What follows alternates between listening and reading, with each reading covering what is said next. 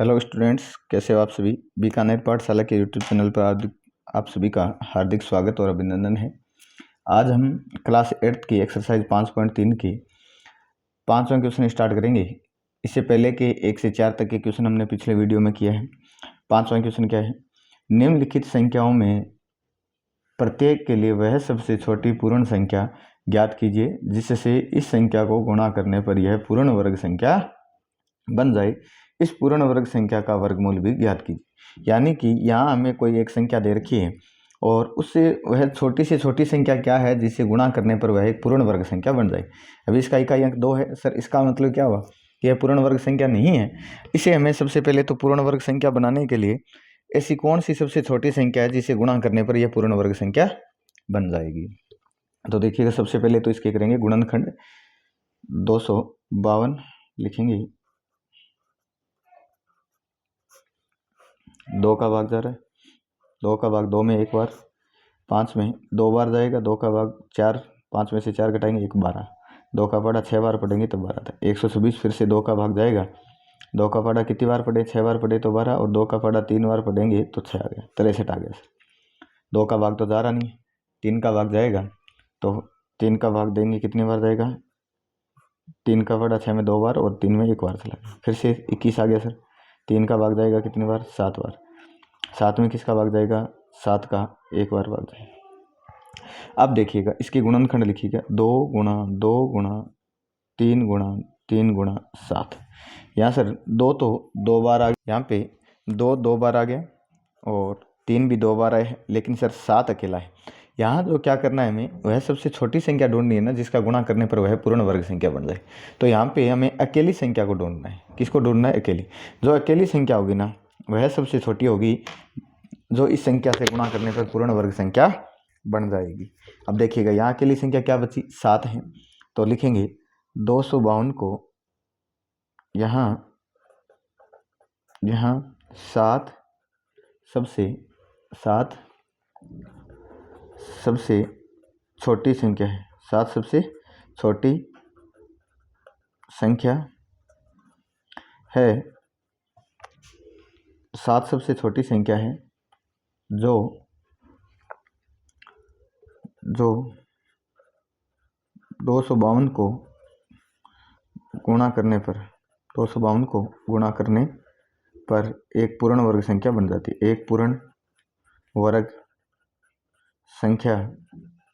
वर्ग संख्या बन जाती है। पूर्ण वर्ग संख्या बन जाती है। सभी को समझ में आया? अब सर इसका हमें वर्गमूल भी ज्ञात करना था। इसका क्या ज्ञात करना था? वर्गमूल भी ज्ञात करना था। सबसे पहले देखेंगे कि 7 को 252 से गुणा करने पर पूर्ण वर्ग संख्या बन जाए। तो सर 252 को 7 से गुणा करें तो कितना आता है, 7 टू द 14 1 कैरी, 7 5 द 35 और 1 36 3 कैरी, 7 टू द 14 और 3 17, 1764 हो गई। 1764 हो गए। यह एक पूर्ण वर्ग संख्या है। यह क्या है? एक पूर्ण वर्ग संख्या है और इसका वर्गमूल निकालना है। इसका क्या निकालना है? वर्गमूल निकालना है। तो अब हमें वर्गमूल करके देखने की जरूरत नहीं है। अभाज्य गुणनखंड करके देखने की जरूरत नहीं है। यहाँ देखो पहले से ही है। यह संख्या 2 बार 2 आया हुआ था, 1 बार 2 बार ले लो। 3 2 बार आया हुआ था तो 1 3 बार ले लेंगे। और सर 7 अकेला था, लेकिन अब हमने और गुणा कर दिया है। अब हमें किससे गुणा किया है? 252 को 7 से गुणा किया है। 7 से गुणा किया तो 7 भी 2 बार हो गया कि नहीं हो गया? हो गया। तो 1 बार 7 ले लो। अब देखो 2 का पढ़ा 3 बार पढ़ेंगे 6, 6 को 7 पढ़ेंगे 42, कितना आ गया? 42। तो सर इससे 1764 का जो वर्गमूल है ना वो कितना आ गया? 42 आ गया। सभी को आया समझ में?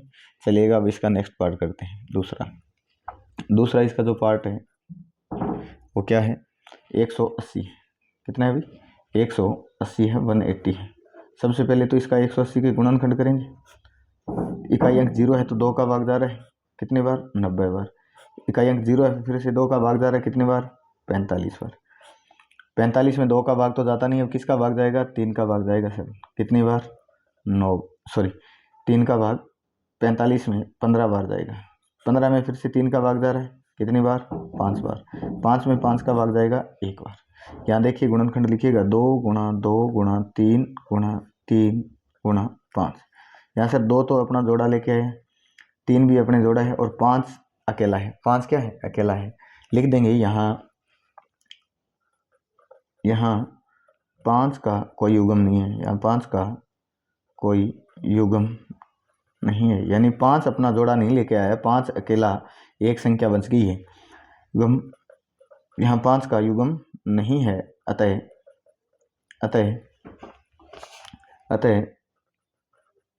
सबसे छोटी संख्या 5 है, सबसे छोटी संख्या 5 है, जो 180 से गुणा होने पर 180 से गुणा होने पर पूर्ण वर्ग बन जाएगी, पूर्ण वर्ग संख्या बन जाएगी। सभी को समझ में आया? गुणा होने पर पूर्ण वर्ग संख्या बन जाएगी भी। अब देखो सर, 180 को 5 से गुणा करेंगे, 180 को 5 से गुणा करेंगे तो यह पूर्ण वर्ग संख्या तो बन जाएगी, और इसका वर्गमूल भी निकालना है, हमें वह संख्या निकालने की जरूरत नहीं, आप डायरेक्ट ही वर्गमूल निकाल सकते हो। कैसे? यहाँ 2 सर जोड़ा आया हुआ था तो एक बार 2 बार आ गया, सर 3 भी जोड़ा आया हुआ था तो एक बार 3 आ गया, सर अब 5 भी 2 बार हो गया, पहले एक बार आया था और एक बार इस संख्या को अब गुणा कर रहे हैं तो 5 भी 2 बार आ गया, तो 5 को 3 से गुणा करोगे 15, 15 को 2 से गुणा करोगे 30। अब कितना आ गया हमारा आंसर? 30 आ गया। सर जी 180 को 5 से गुणा करने पर जो अब हमारा वर्गमूल है वो कितना आ गया? 30। और गुणा करके भी दिखा सकते हो, 0, 40, 4 और 9, 900। देखो 900 का वर्गमूल क्या होता है? 30 होता है। 900 का वर्गमूल क्या होता है? 30 होता है। चलिएगा अब इसका नेक्स्ट पार्ट करते हैं। अब जो इसका तीसरा भाग है वो करते हैं। और तीसरा भाग क्या है भाई? तीसरा भाग है 1008। तीसरा भाग है सर 1008। तो 1008 सर, अब सबसे पहले तो 1008 का वर्गमूल ज्ञात करेंगे। 1008 का क्या करेंगे? वर्गमूल ज्ञात करेंगे। सबसे पहले 2 का भाग, 10 में सर 5 बार, 0 का 0, 8 में कितनी बार जाता है? 4 बार। इकाई अंक 4 आ गया। सर फिर से 2 का भाग जा रहा है, 2 का भाग देंगे कितनी बार? 25 बार जाएगा, और 4 में 2 बार जाएगा। फिर से सर 2 का भाग जा रहा है, 2 का भाग कितनी बार जाएगा? 2 का भाग 1 बार, फिर 2 बार, 4, 1 बच गया, 12 हो गया। सर 2 का पढ़ा कितनी बार पढ़े? 6 बार पढ़े तो 12 होता है। 126 आ गया। फिर से किसका भाग जाएगा? 2 का भाग जाएगा। 12 में कितनी बार जाता है? 6 बार, और 6 में कितनी बार जाएगा? 3 बार, 63। फिर से सर अब 2 का भाग तो जाएगा नहीं, 3 का भाग जाएगा। 3 का भाग कितनी बार? 6 में तो 2 बार, और 3 में 1 बार, 21 हो गया। फिर से 21 में किसका भाग जा रहा है? 3 का भाग कितनी बार जा रहा है? सर 7 बार जा रहा है। अब 7 में किसका जाएगा? सर 7 में 7 का ही जाएगा, 1 बार। अब इसके गुणनखंड को यहाँ लिख लेंगे, 2 गुणा 2 गुणा 2 गुणा 2 गुणा 3 गुणा 3 गुणा 7। यहाँ देखो 2 का तो अपना युग्म है, इस 2 का भी युग्म है, 3 का भी युग्म है, 7 का युग्म नहीं। लिखेंगे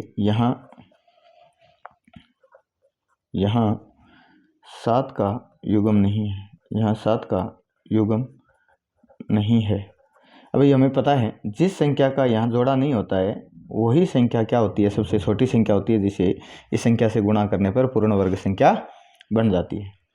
यहाँ 7 का युग्म नहीं है, अतः 7 सबसे छोटी संख्या है। 7 सबसे छोटी संख्या है, 7 सबसे छोटी संख्या है, जिससे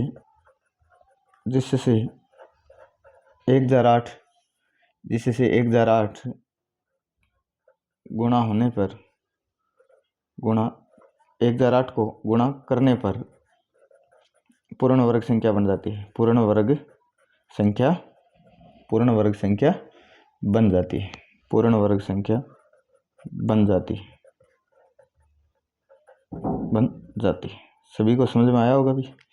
अब देखो सर, आप कहोगे 1008 को 7 से गुणा करो। 1008 को किससे गुणा कर दूं? 7 से। तो यह पूर्ण वर्ग संख्या बन जाती है।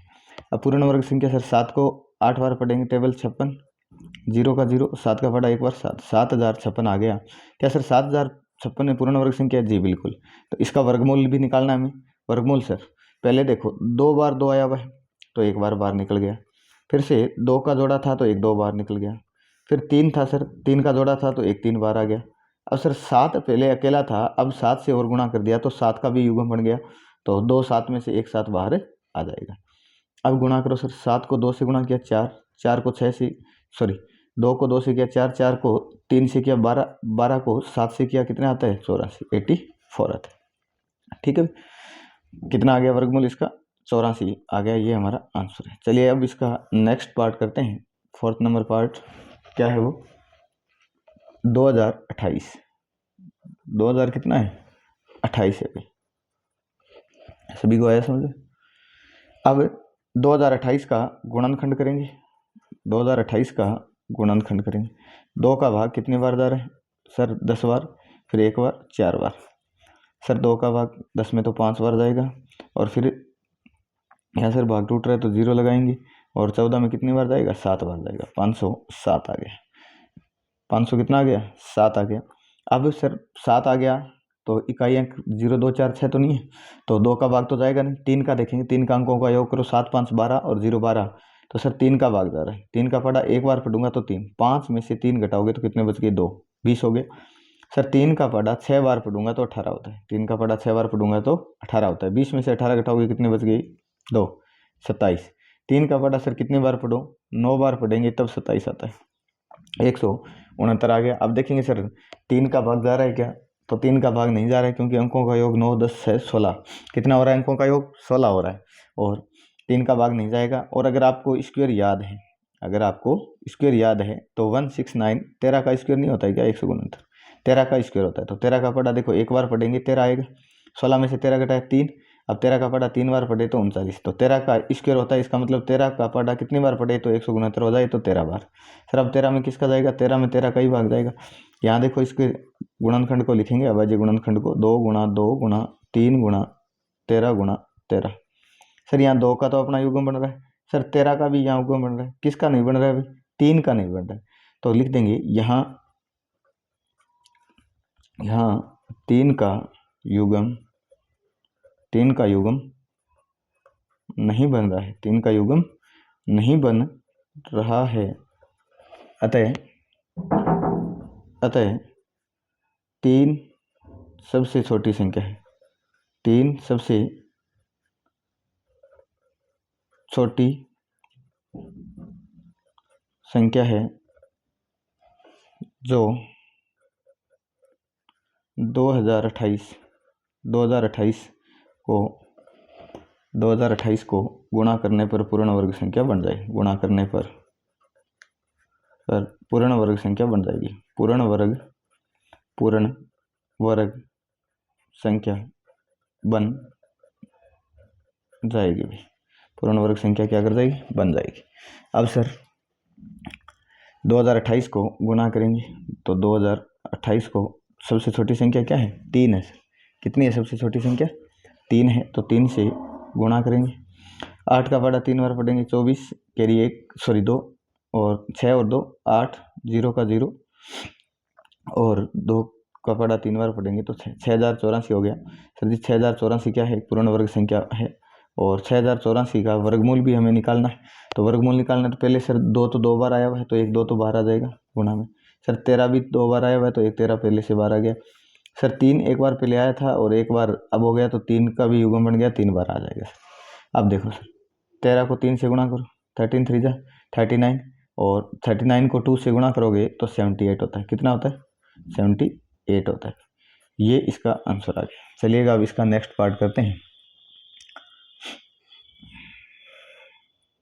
इसका 5वां भाग क्या है वो देखिएगा, 5वां भाग है 1458। सबसे पहला हमारा काम क्या है 1458 को गुणा करेंगे, तो सर 1458 का अभाज्य गुणनखंड कीजिएगा। 2 का भाग जा रहा है, 2 का भाग 14 में 7 बार, 2 बार 18 हो गया 9 बार 729। सर 729 किसका स्क्वायर होता है, किसका स्क्वायर होता है 23 का, इसका मतलब यहाँ किसका भाग जाएगा 23 का भाग जाएगा।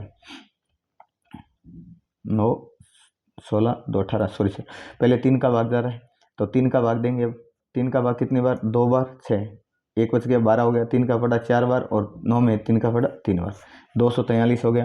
क्या यहाँ फिर से 3 का भाग जा रहा है क्या, 6 और 3 9, अंकों का योग 9 है, तो सर यहाँ 3 का भाग जा रहा है तो पहले 3 का भाग देंगे, कितने बार जाएगा 8 बार, तो 24 आता है। 3 का पढ़ा 8 बार पढ़े तब 24 आता है।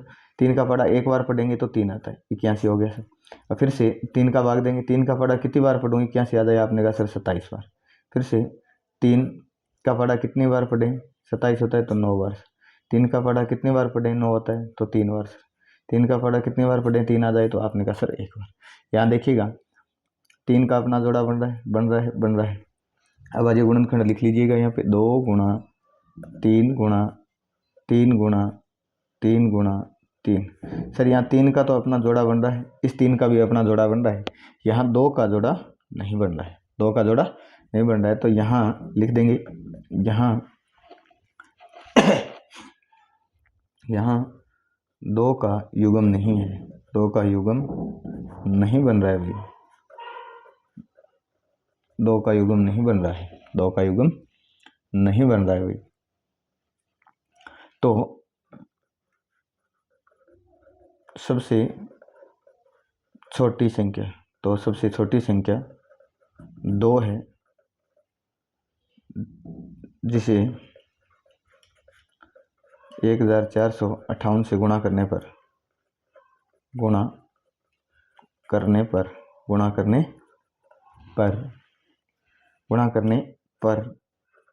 वह पूर्ण वर्ग संख्या बन जाएगी, वह पूर्ण वर्ग संख्या बन जाएगी, वह पूर्ण वर्ग संख्या बन जाएगी भाई। सभी को समझ में आया इतनी बार? तो वह पूर्ण वर्ग संख्या बन जाएगी। अब देखिएगा भाई 1458 है, और इसमें जो हमारा 2 और आ गया था, तो इसका 1458 को अगर 2 से गुणा करेंगे, 2 से क्या करेंगे, गुणा करेंगे, तो वह पूर्ण वर्ग संख्या बन जाती है। फिर इसका हमें वर्गमूल भी ज्ञात करना है। तो 1458 को 2 से गुणा किया, 2 का पड़ा 8 बार, 16 कैरी 1 10 और 1 11, 2 का पड़ा 4 बार 8 और 2 का पड़ा 1 2 बार। तो 1458 को 2 से गुणा किया, कितना आ गया 2816। और अब इसका वर्गमूल भी निकालेंगे। वर्गमूल के लिए सर 3 पहले 2 बार आया हुआ था, 1 बार आ गया, फिर से 3 2 बार आया हुआ था तो 1 3 बार आ गया, और सर पहले 2 अकेला था, अब 2 से गुणा और हो गया तो 2 के भी जोड़ा बन गया तो 2 भी बार है। 3 का पढ़ा 3 बार पढ़ो, 9 का पढ़ा 2 बार पढ़ोगे तो कितना हो गया 18, कितना आ गया 18 आ गया। थोड़ी सी मिस्टेक होगी, यहाँ 3 6 बार आया हुआ था तो 3 गुणा 3 भी आया हुआ है ना। तो फिर से एक बार 3 और आया हुआ है, तो एक बार 3 और लिख लेते हैं। 3 को 3 से गुणा करें 9, 9 को 3 से गुणा किया 27, 27 को 2 से गुणा करोगे आप कितना आता है, 27 को 2 से गुणा करो 54 54 आता है। ये हमारा आंसर आ गया। ठीक है, सभी को समझ में आया होगा। अब इसका लास्ट पार्ट करते हैं, छठा पॉइंट। अब इसका छठा पार्ट करते हैं। छठा पार्ट क्या है भाई, छठा पार्ट 768 है। कितना है भाई 768 है। 768 के सबसे पहले अभाज्य गुणनखंड करेंगे। सबसे पहले अभाज्य गुणनखंड करेंगे तो इकाई अंक सर 2 है, इसका मतलब सर यहाँ 2 का भागदार है, 2 का पढ़ा 3 बार पढ़ा है तो 6, 1 बच गया 16 हो गया, 16 हो गया। 2 का पढ़ा 8 बार पढ़ूंगा तो 16, और 2 का पढ़ा 4 बार पढ़ूंगा तो 8 आ गया, 384। तो इकाई अंक 4 है, तो फिर से 2 का भागदार है, 2 का भाग कितनी बार जा रहा है 19 बार, 19 दूनी 38 होते सर। फिर 2 का पढ़ा कितनी बार जा रहा है 2 बार जा रहा है 192। फिर से इकाई अंक 2 आ गया, तो सर 2 का भाग जा रहा है कितनी बार 9 बार पढ़े, 2 का पढ़ा तो 18 आता है, 1 बच गया 12 हो गया। 2 का पढ़ा 6 बार पढ़ेंगे तो 12। फिर से 2 का भाग जा रहा है कितनी बार 4 बार पढ़े, 2 का पढ़ा तो 8 होता है, 1 बच गया 16। 2 का पढ़ा कितनी बार पढ़े 8 बार पढ़े तो 16। फिर से इकाई अंक 8 आ गया तो 2 का बार है। 2 का पढ़ा सर 2 बार पढ़े तो 4, और 2 का पढ़ा 4 बार पढ़े तो 8 आता है। फिर से 24 आ गया तो 2। 2 का पढ़ा कितनी बार पढ़े सर 12 बार पढ़े तो 24 होता है। फिर से 2 का पढ़ा कितनी बार 6 बार पढ़े तो 12 आता है। फिर 2 का पढ़ा कितनी बार पढ़े 3 बार पढ़े तो 6 आता है, और 3 का पढ़ा 1 बार पढ़े तो 3 आता है। सभी को समझ में आया ये। अब इसके गुणनखंड है वो यहाँ लिख लेंगे। तो 1 2 3 4 5 6 7 8 बार तो 2 आया हुआ है, 8 बार तो 2 आया हुआ है। तो 1 2 3 4 5 6 7 8 और एक बार 3 आया हुआ है। सर यहाँ 2 के जोड़ा बन रहा है, इस 2 का भी जोड़ा बन रहा है, इस 2 का भी जोड़ा बन रहा है, इस 2 का भी जोड़ा। किसका युग्म नहीं बन रहा है, किसका पेयर नहीं बन रहा है सर, यहाँ 3 का पेयर नहीं बन रहा है। किसका नहीं बन रहा है, यहाँ 3 का युग्म नहीं बन रहा है, 3 का युग्म नहीं बन रहा है, 3 का युग्म नहीं बन रहा है। अतः 3 सबसे छोटी संख्या, अतः 3 सबसे छोटी संख्या, 3 सबसे छोटी संख्या है जो 768 था ना, 768 से गुणा करने पर पूर्ण वर्ग संख्या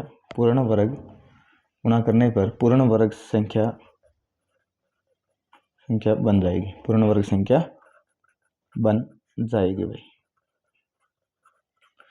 सभी को समझ में आया भाई? चलिएगा, ये हमारा क्वेश्चन नंबर हो गया 5। अब क्वेश्चन करेंगे 6।